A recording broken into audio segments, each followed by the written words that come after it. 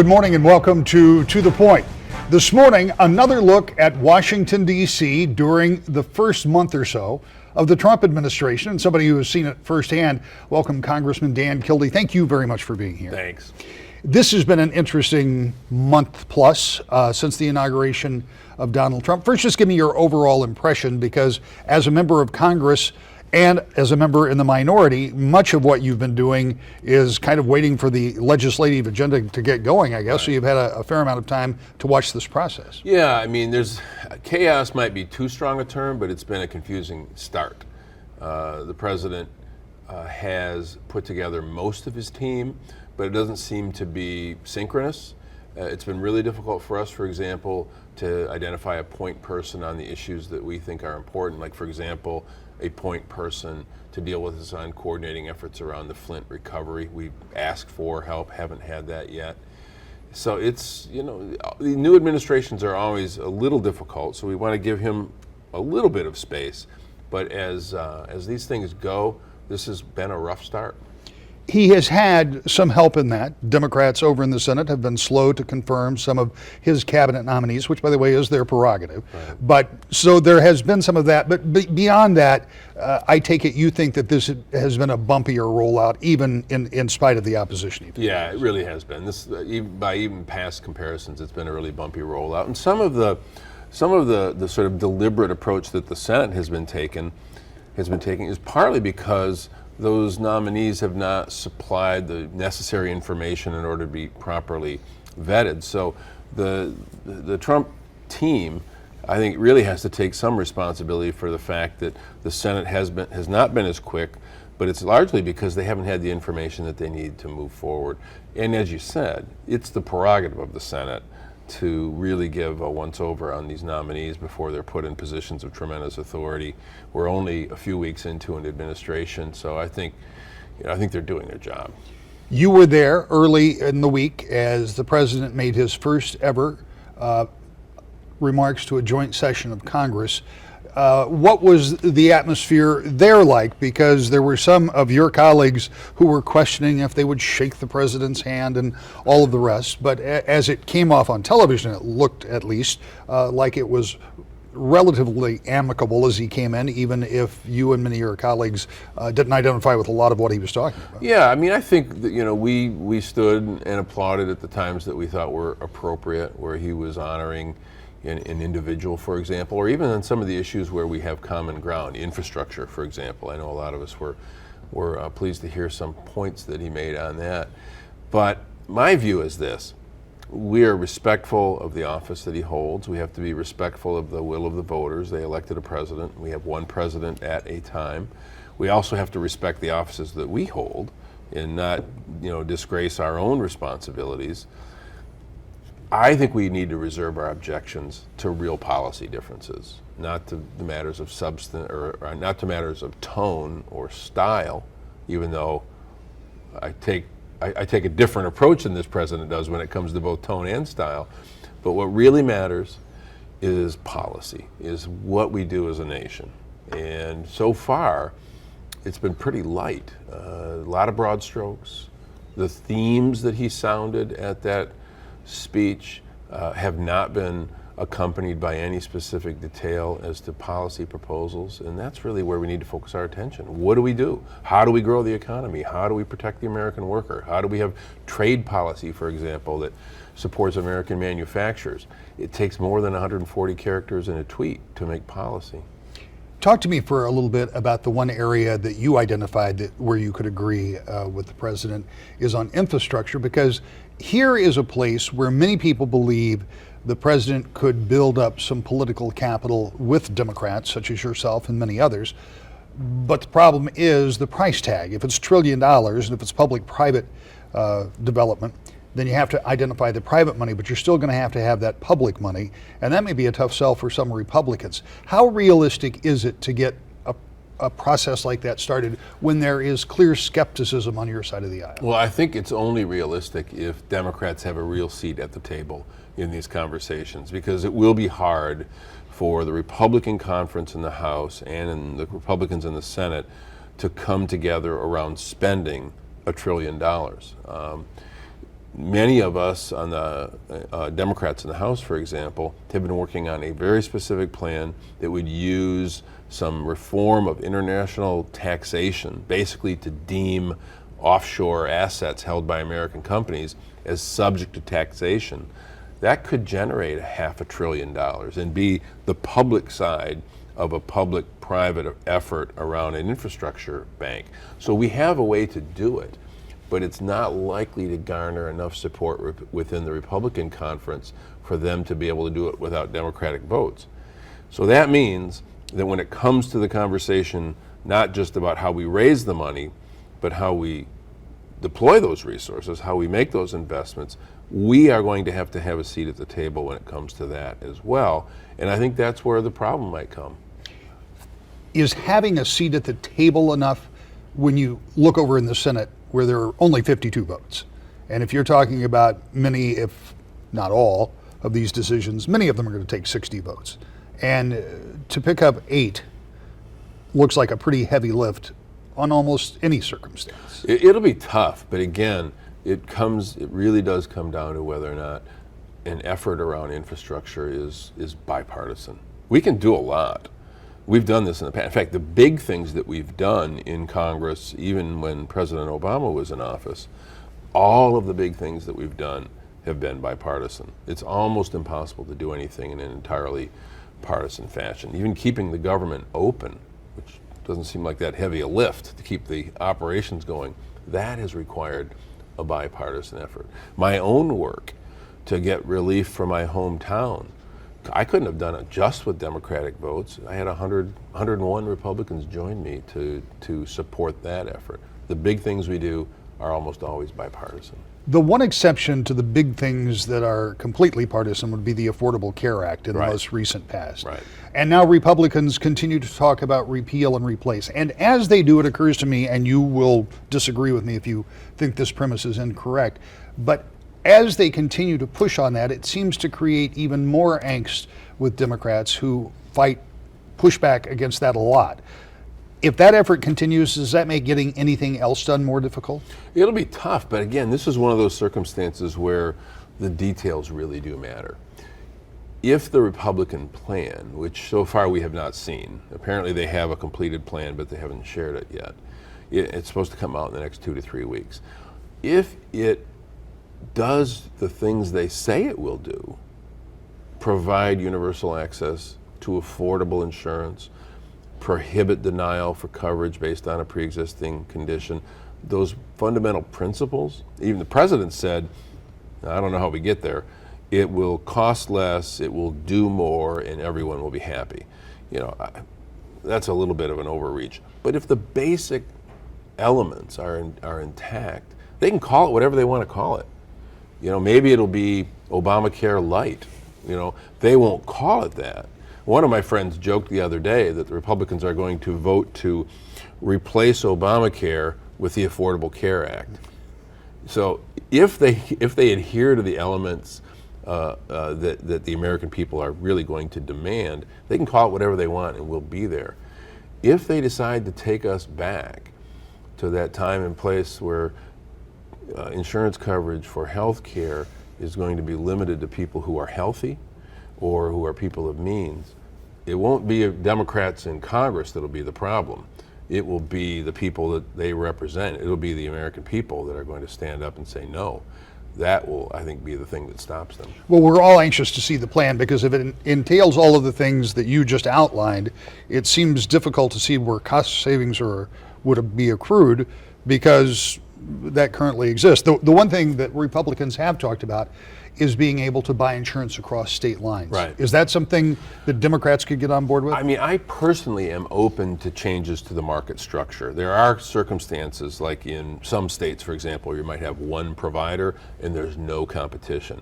Now, as you remember, one of the ways that Democrats proposed introducing an element of competition in every market would be to have a public option, essentially being able to buy into Medicare for all. So the idea of competition is important. That market structure issue is one that I think many of us are willing to take a look at. But another thing that we would want to do, and Republicans really have resisted this, is to allow the federal government, through our efforts here, to negotiate with pharmaceutical companies on drug prices. That's a big part of the cost of health care. The fact that right now we're not in a position to have any economy of scale, we just have to take the price that the companies put in front of us, does affect the cost of health care, which affects the cost of premiums.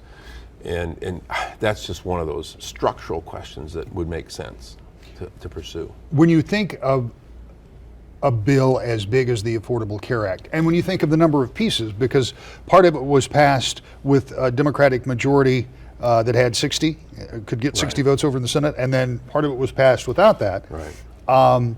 This doesn't happen overnight.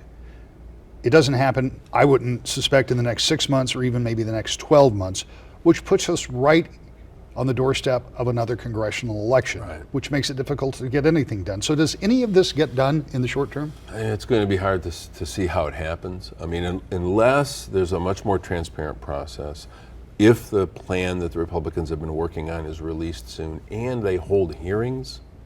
You know, one thing about the Affordable Care Act, it is true that was a big thing that was done along partisan lines. It was a time when the Democrats controlled the House, the Senate, and the White House. But there were hearings. There was an opportunity for people to see it or have a conversation about what the elements ought to include. I hope that we have the same thing here. Now that may mean that it takes time, but this is, when you think about it, this is not only a question of health care for Americans. This is 18% of the economy, and we would be better served if we do take our time. I think there is a bit of a rush on the part of some to say, look, we promised we're going to repeal this thing. We don't have a replacement for it yet, but we're going to go ahead and repeal anyway. That's a mistake, and I hope they avoid it. There's much more to talk about with Congressman Dan Kildee, and one of the things we're going to talk about is Russia, though I'm not exactly sure what we're going to talk about because that conversation is all over the map. We'll try to get it back on track when we return to The Point. Welcome back to The Point. Our guest this morning is Congressman Dan Kildee from Flint. You are a Democrat, and you are one of the guys who has been asking questions, like so many, and Republicans too, I should point out, about what's all the conversation about Russia. Just this week, the Attorney General recused himself from any investigation that may arise, and he went way out of his way to say, we're not saying there is an investigation, but if one arises about Russia and a connection to the past campaign or some other aspect, he would recuse himself.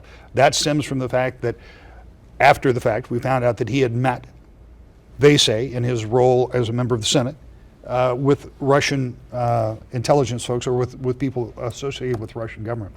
The reason I said I wasn't sure what we would talk about is because as I was explaining to you during the break, the frustration for a reporter is that I can't get my hands on anything that tells me what is accurate and what is inaccurate, what is an allegation and what is a violation. Do you as a member of Congress have a clearer picture?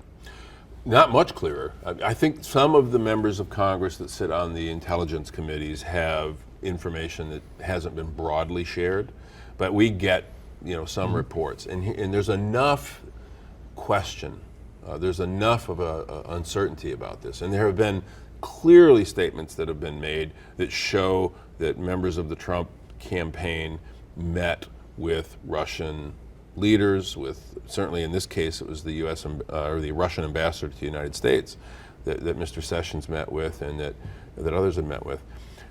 We have to get answers. Even if the answer is there's nothing there. But in order for this administration to be able to put this chapter behind them, for us as a nation to be able to be certain that we weren't compromised, we need an independent, an outside, 9/11 type commission to just get to the bottom of this as quickly as possible, give us a report so that if there's something that needs to be done, we can do it. And if, as I suspect is not the case, but if there's nothing there, we can just move on. What the Attorney General did is really troublesome in two ways. One, this notion that he needs to recuse himself. He did say he would recuse only up to the point of the election, and that anything that took place after that, he did not commit to recuse himself. That's appropriate, but I think he has another problem. He lied, my term, to the U.S. Senate and to the American people under oath. I don't think there's any way to interpret the answer that he gave to Senator Franken's question as being untruthful. And that is a real problem for the Attorney General of the United States. The next time he's sitting in front of a committee, are we going to have questions about whether or not he's telling the truth? Absolutely, we will. I think he's unfit to serve as a result of that, and he should step down. He, of course, sees that completely differently. He said that he did not believe he committed perjury. Do you think that there will be, on some level, a push to actually charge him with perjury? I'm not an attorney, and I can't really offer an opinion on whether that statement constitutes perjury. Well, if he lied. If he lied, but again, there's a difference, I think, in terms of how I can offer an opinion. I don't think I can say perjury. I can say this from a layman's point of view, knowing the context of that question. The question was very clear whether or not he was aware of any contact between representatives of the campaign and Russians. He himself in the answer as a surrogate for President-elect Trump, or for the candidate Trump at that point in time. Acknowledged himself as a representative of the campaign, and then said he had no contact with any Russian official, when we know now that he did. That's a falsehood that can't be ignored. And I offer to some of my Republican colleagues what their response would have been had a similar sort of set of questions and answers been given by a member of President Obama's cabinet. I think we know what the answer would be to that. Are we to a point, and I've asked this question of almost every guest I've had in the last month, are we at a point that I consider almost post-cooperation? I hope not. That when Democrats are in control, they say it's our way or the highway, and Republicans are in control, we're going to do what we want to do, and that the opposition is going to continually say that the other side is being unfair or unreasonable or even untruthful? Yeah, I hope not. And I actually think there's a distinction right now in that this is less a partisan question, because I think many of my Republican colleagues have as much of a difference with President Trump as I do on some issues. He is really not a conventional partisan. So in some ways, the conflict that we're experiencing right now is less between Democrats and Republicans as it is between this administration and Congress trying to do its job, Democrats and Republicans. Some Democrats are too quick to pounce, some Republicans are too quick to defend, but I think generally speaking, that's the way it plays out. We still are able to do things together. I mentioned Flint earlier. I mean, the idea that we would be able to get big help, big support from the U.S. Congress for my hometown is something that most people would say couldn't be done in this highly charged, highly partisan environment. But there are times when we set that aside. We're still capable of doing it. The variable that has changed is this White House. And again, we're several weeks into this administration. It's not clear how we're going to operate, how they're going to operate, but it's not a good start. When you think of the difference in the time that you have been in Washington, and the question has less to do with the White House now than it does to do with your association, do you still have the same friendships with the same members that you had within the Republican Party? Because I know you have dealt with a number of those. I mean, have things changed member to member, or have things remained somewhat static in that case? Well, I'm in my 5th year, and I'll say this, and this is not what people would expect to hear. My relationships across the aisle have improved every year. I've developed closer friendships with my Republican colleagues and have been able to work with them. In some ways, while we still have big disagreements on some issues, they don't affect our ability to work together on others. So it seems a little hard to understand in the context of what you hear about coming out of Washington. And this is why I still have hope that this beautiful, this sort of magnificent system of government that survived 240 years will get us through this time as well. Because when push comes to shove, Democrats and Republicans still can work together. If I didn't think that were the case, I would try to figure out another way to participate in the process. Let's talk about your hometown of Flint. The mayor there says it may take up to 2 more years to get ready for the city to take over the management of its own water system. What is your take on that, and what will your efforts be in trying to facilitate that? Because I have to believe that nobody in Flint wants to rush that. No, we've got to get this right, and you're exactly right. Quickly getting to a place where we're back completely on our own and have no outside support could be a really dangerous thing to do. I believe that the state of Michigan still has a significant responsibility. As we know, even through the governor's own task force, the state bears most of the responsibility for what took place. We need to do 2 things. One, make sure that we follow the science and make sure that when we're back to normal, whenever that is, it's because the water is safe to drink. But I think the state government needs to have a little more patience with the people of Flint. I think they're sort of rushing things a bit, asking them now to pay for water, for example, that they still don't feel they can drink. Trust was a big victim of this whole crisis, trust in government.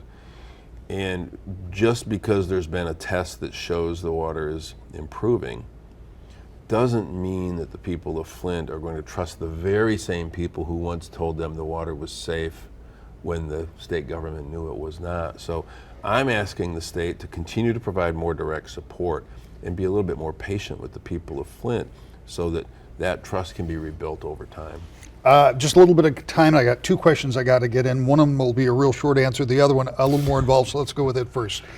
We are hearing reports, and I don't think either one of us know for sure, but it seems as if there's conversation at the White House about cutting funding for the Great Lakes restoration and other things. Right. Obviously, that is an issue that will be a bipartisan pushback from the state of Michigan. It will be. Support for the Great Lakes Restoration Initiative has always been bipartisan. Even when President Obama attempted to cut $50 million from the $300 million GLRI, we banded together as Democrats and Republicans to get that money restored.